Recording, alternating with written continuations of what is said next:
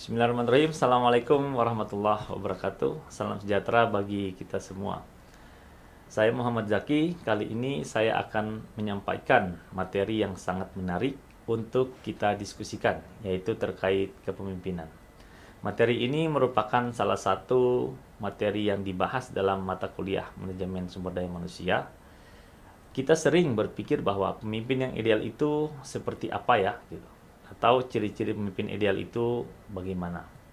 Pemimpin yang baik dalam sebuah organisasi atau sebuah perusahaan belum tentu akan sama baiknya jika diminta untuk memimpin perusahaan lainnya.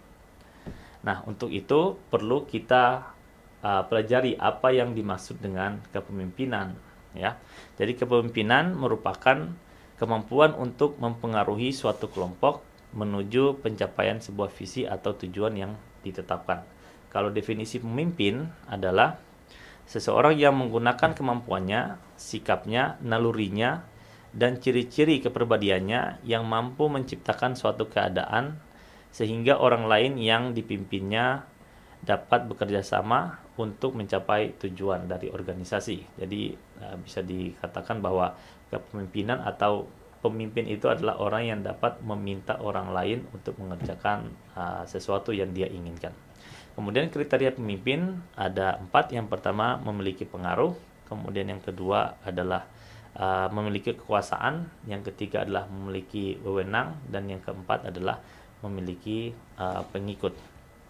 Baik, pada umumnya terdapat 2 pola dasar kepemimpinan, yaitu gaya kepemimpinan yang berorientasi pada hubungan antar manusia, ya, yang kita kenal dengan gaya kepemimpinan transformasional, dan gaya kepemimpinan yang berorientasi pada tugas yang kita kenal dengan kepemimpinan transaksional. Nah, nanti dari kepemimpinan ini akan berkembang menjadi beberapa gaya kepemimpinan, nanti akan kita bahas pada slide selanjutnya. Kemudian ada beberapa teori-teori kepemimpinan, lebih dalamnya beberapa teori yang berhubungan dalam kepemimpinan, antara lain yang pertama adalah Greatman Theory yang menyatakan bahwa pemimpin itu dilahirkan, bukan dibentuk. Artinya, jika seorang pemimpin hebat, maka kemungkinan anak keturunannya akan menjadi seorang pemimpin hebat juga. Jika Presiden Soekarno, Soeharto, SBY, Jokowi, dan lain-lain disebut sebagai pemimpin yang hebat, maka anak keturunannya akan menjadi pemimpin yang hebat pula. Walaupun teori ini mendapat banyak sekali kritikan, salah satunya dari Herbert Spencer yang mengatakan bahwa teori ini tidak ilmiah, ya, karena kepemimpinan itu bukan diturunkan. Dan salah satu teori yang berlawanan dengan Greatman Theory atau yang mengkritik Greatman Theory ini adalah namanya teori Behavioral Theory, yang mengatakan bahwa pemimpin hebat itu dibentuk atau berdasarkan kegiatan-kegiatannya, bukan dilahirkan seperti dikatakan Greatman Theory tadi.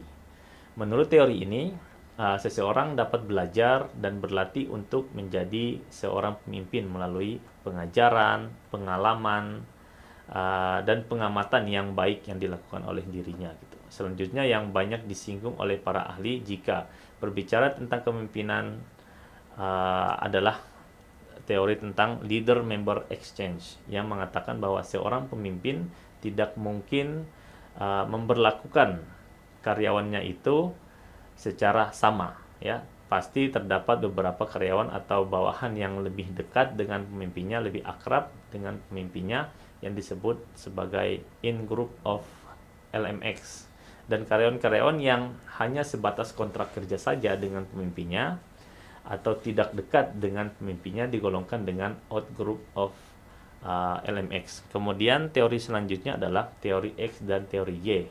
Nah, teori ini dikemukakan oleh Douglas McGregor dan beberapa ahli menggolongkan teori ini pada teori-teori motivasi.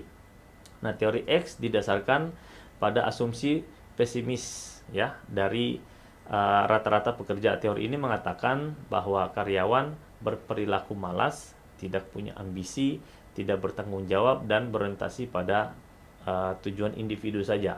Sedangkan teori Y menjelaskan bahwa karyawan itu adalah orang-orang yang rajin, termotivasi, kemudian dalam bekerja semangat, menikmati bekerja di perusahaan dan bekerja untuk memperbaiki diri tanpa imbalan langsung.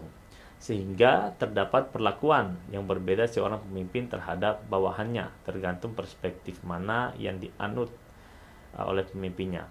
Kemudian selanjutnya kita kenal ada kepemimpinan situasional yang menjelaskan bahwa pemimpin harus memiliki strategi dalam memberikan pekerjaan pada bawahannya, tergantung pada kemampuan dan kemauan dari karyawan itu sendiri.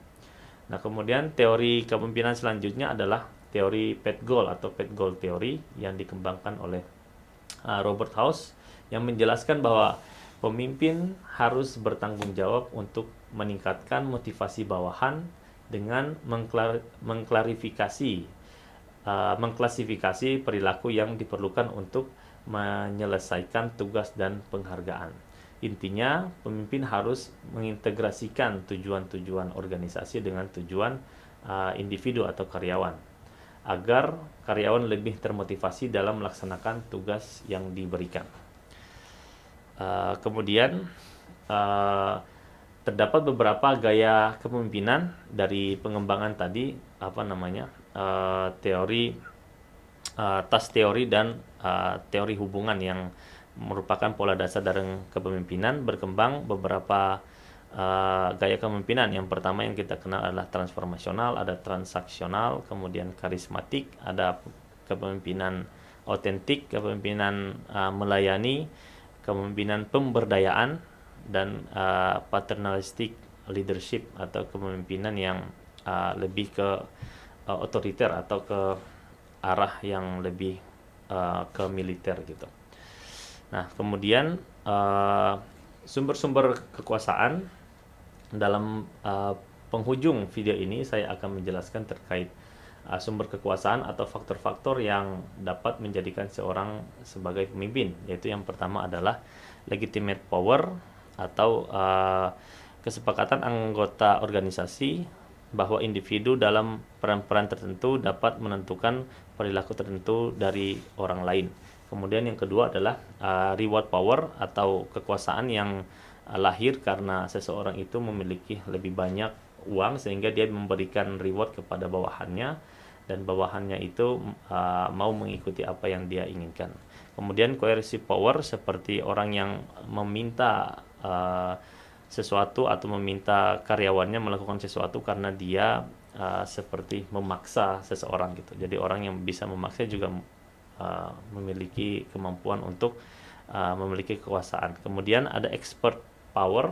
Di sini kekuasaan karena dia mempunyai ilmu, jadi dia lebih bisa banyak memberikan atau lebih banyak berpengaruh terhadap orang lain. Dan yang terakhir adalah referent power. Di sini dikatakan referent karena seseorang yang bijaksana atau seseorang yang dihormati itu bisa lebih memiliki kekuasaan dibandingkan orang lain.